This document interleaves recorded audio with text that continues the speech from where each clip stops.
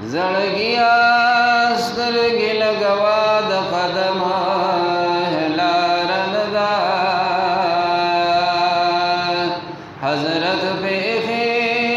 कदमुना दुमर खारनदा पदे कुसो के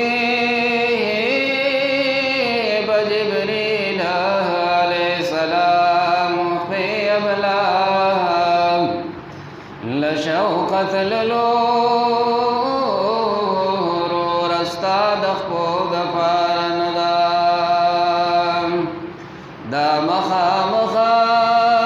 रोज़ चिखकारी जरगुना द महबूब मानई द अर्श द दीन लुड़ाऊ नामदारनदा उस बाबू सलाम वर्षो दाक़ारोज़ेता सिनद हिस आशक़ लदे दर्द क़लारनदा सलाम द मुहम्मद अमीन आर्ज़ खड़े पहुज़ूर द महबूब जोले खाली रावले चाल दे दरबारनदा नुक पहका श्री आशक द मुहम्मद पतूर जुल्फो शाहाम द ज़मानी बद दरबार जारू कवी यक ज़माना सोहबते बाउलिया यक ज़माना सोहबते बाउलिया बेहतर सद साला त्वात लेरिया मौलवी हरगिज़ा नशद मौलाए रूमा ता गुलामे शम्स तबरीज़ी नशदा इन्नल्लाह व मलाइकतहु युसल्लूना अलन नबी या अय्युहल्लज़ीना आमनू सल्लू अलैहि व सल्लिमू तस्लीमा। दरूद शरीफ हुए अल्लाहुम्मा सल्लि अला सय्यिदिना मुहम्मदिन व अला आलि सय्यिदिना मुहम्मदिन व बारक व सल्लिम व सल्लि अलैहि अल्लाहुम्मा सल्लि अला सय्यिदिना मुहम्मदिन बिअदद अशआरिल मौजूदाति व सल्लि अला सय्यिदिना मुहम्मदिन बिअददिल अर्दीन वस समावात अल्लाहुम्मा सल्लि अला सय्यिदिना मुहम्मदिन तिब्बिल क़ुलूबि व दवाइहा व आफ़ियतिल अबदानि व शिफ़ाइहा व नूरिल अबसारि व ज़ियाइहा व क़ूतिल अर्वाहि व ग़िज़ाइहा व सल्लल्लाहु अला नबिय्यिल उम्मिय्यिल अमीन स्वलातन व सलामन अलैका या सय्यदी या रसूलल्लाह व अला आलिका व अस्हाबिका या सय्यदी या रहमतन लिल आलमीन। वाजिबुल इहतिराम मुअज़्ज़ज़ सामीईन किराम और सामिआत किराम और नाज़रीन किराम रब्ज़ुल जलाल अज़ीम व मुक़द्दस किताब द देरशमी सिपारे यो ढेर बाबरकत सूरत मुबारक चेगे तो सूरतुल क़दर वही दा सूरत मुबारक मंग तिलावत का और द रहमतुल लिल आलमीन इमामुल अंबिया अलैहि अत्यबुत तहियत वस्सना दखपल खूब पैगम्बर अलैहिस्सलातु वस्सलाम द मुबारक व अहादीस व रिवायात व इरशादात व पाक व नाय व रिवायत व हदीस पाक नकल کیدون کے بیان باندے دے اللہ جل جلالہ ممتاز ټولو زنانو نارینو ته د عمل کولو توفیق لپاره د خپل رضا نصیب کې آمین وایي. معزز سامعین کرامو د رمضان المبارک په حوالے سره ډېر کافی دلائل فضائل او مسائل بیان شو. د مفسرین او امامانو په طبقه کې یو امام تیر شوی دی، صوفی عالم دی او صوفی مفسر دی.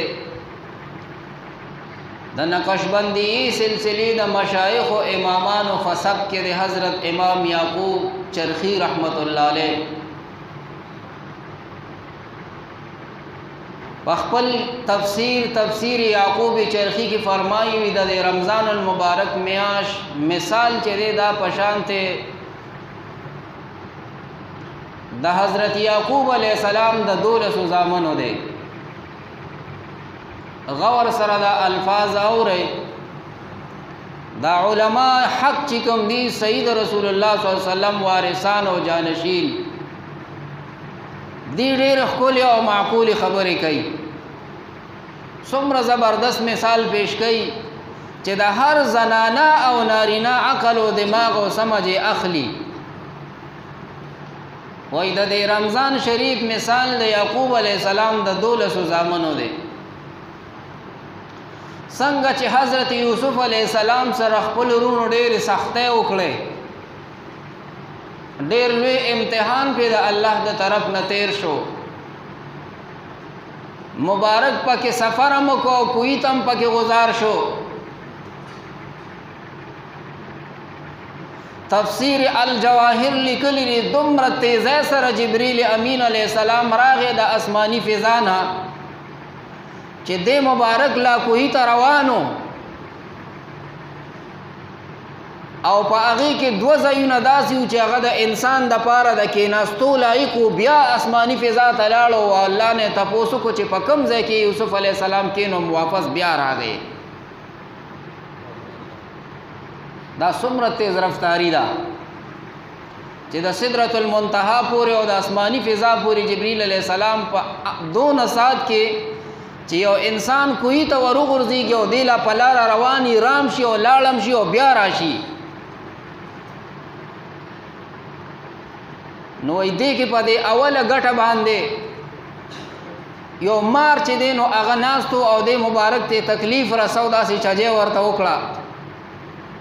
جبرئیل علیہ السلام په یو چغه واله چې ما دې سره د دې مار د غوګونو نه الله د سماعت د طاقت ختم کو دی کون شو د هغه ورځ نه دی کون را روان دي دی نوري. دا نقطه ده دا مار چې کون شوی دی دا د حضرت جبرئیل علیہ السلام د आवाज په وجه باندې چې چغه پیواله چې مکه ودا خو یوسف علیہ السلام دی تکلیف ورونه رسید الله نازولې دی. نو هغه ګټه باندې کې خود وګدا واقعا د تفسیر کې ما بیان کړی دا ډېر امتحاني شپې او ورځې چې دی په مصر کې تیرولې، خو چې کله الله په خپل امتحان کې کامیاب کو او دی مصر ته د بادشاہي د پاره ته عزیز مصر ورته خپل بادشاہي حواله کول نو خپل رونه ملامت شو چې یاره دا موږ څه کړی د سره او د موږ سره څه وکړو. فقات کې را غنم راکړو هر طرف ته را سره همدردي وکړي او موږ ور سره دومره ظلمونه او دومره تکلیفات هم ورته رسولیو. کله چې مبارک په قافله کې روانې دو خپل اوخه باندې سور شو حضرت یوسف علیہ السلام خپل رونو ته داسې مخ راواړی وقال لا تثریب علیکم اليوم ان شاء الله. د نن ورځې نه بعد پتا سو باندې ملامتیا او ظلم او جبر او زور او زبردستی چې کم دی دا نشتا. بس تاسو چې څه کړی دي ما تاسو د الله د پاره معاف کړی. لا تثریب علیکم اليوم نن ورځ پتا سو باندې مؤاخذه نشته کني حق می در باندې کیږي ځکه چې زه اوس د مصر بادشاہ یم مال الله داسې یو طاقت راکړه د دنیا او د آخرت چې زه تاسو را نیولې شم. خو یوسف علیہ السلام داغه باوجود هم خپل ورونو ته وی یو لسوانو ته وی چې تاسو زما د طرف نه معاف یې په خبره پوهیږئ مسله ذهن کې کې نه وي. د قشان د رمضان المبارک د میاشتې مثال دی چې دا 11 میاشتو کې د انسان نه ارسمره ګناونه سهو او خطاګانې شوي، خو چې دا رمضان المبارک دا میاشت راشي نو د دې په خاطر الله د 11 میاشتو هغه معافي انسان ته کوي. سبحان الله وایي. څومره زبردست مثال پیش کوي. د ماشومانو ذهن هم اخلي. امت ته په دې کې یو ډېر لوی تعلیم